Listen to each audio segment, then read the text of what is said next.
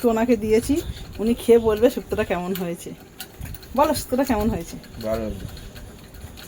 দর্শকদের বলো, তাকাও একবার, তাকিয়ে বলো কেমন হয়েছে। ভালো হয়েছে বললাম তো।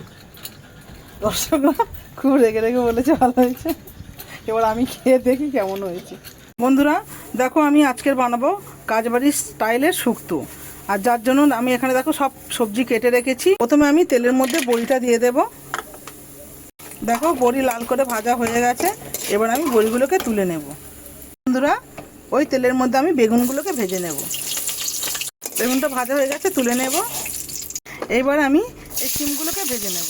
ভাজা হয়ে গেছে, শিমগুলোকেও দেখো আমি তুলে নিয়েছি। এইবারে এই তেলের মধ্যে আমি এই করলাগুলো ভেজে নেব। এইবার উচ্ছেগুলো আমি তুলে নেব। দুটো শুকনো লঙ্কা ফোড়ন দিয়ে দেব, তেজপাতা 3টে। এবারে ডাঁটাটা বাদ দিয়ে বাকি সবজিগুলো সব কড়াইতে দিয়ে দেব। দেখো সবজিগুলো আমার সুন্দর ভাজা হয়ে গেছে।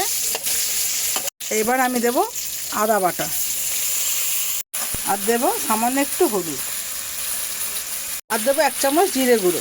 এবারে দেবো পরিমাণ মতো নুন। এইবার ভালো করে মশলাটাকে কষাবো। এইবার আমি সজনে ডাঁটাগুলো দিয়ে দেবো। আর দেখো বন্ধুরা, আমি এখানে মটরশুঁটি আর সিমের দানাগুলোও দিয়ে দেবো। দেখো আমার মশলা দিয়ে কষানো হয়ে গেছে। আমি এবারে এর মধ্যে ভেজে রাখা সিম আর বেগুনটা দিয়ে দেবো। আরও একটু কষাবো।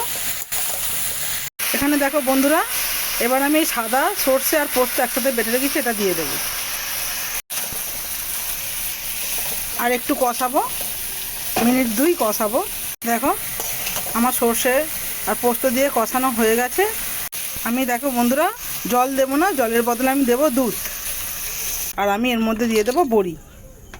দেখো দুধ বড়ি দিয়ে এবার আমি এটা চাপা দেব। চাপা দিয়ে এটা আরও 5-10 মিনিট হবে। দেখো বন্ধুরা, আমি এই 5 ফোড়নটা এইভাবে একটু শুকনো খোলায় ভেজে নেব। আর ভাজা 5 ফোড়নটা আমি এইভাবে গুঁড়ো করে নেব। আমি করলা ভাজাগুলো দিয়ে দেব। যেহেতু শুক্তো, আমি একটু চিনি দিয়ে দেবো ব্যালেন্স হওয়ার জন্য। আমি যে 5 ফোড়নটা ভেজে রেখেছিলাম ওটা আমি ওপর থেকে ছড়িয়ে দেব। এবার ভালো করে আমি এটাকে নেড়ে দেব। সব শেষে দিয়ে দেব আমি একটু বাটার। দেখো বাটারটা দেওয়ার পর আমার শুক্তো একদম পুরোপুরি রেডি। ভালো হয়েছে, তোমরাও এইভাবে বানাবে। ভিডিও ভালো লাগলে লাইক কমেন্ট শেয়ার অবশ্যই করবে।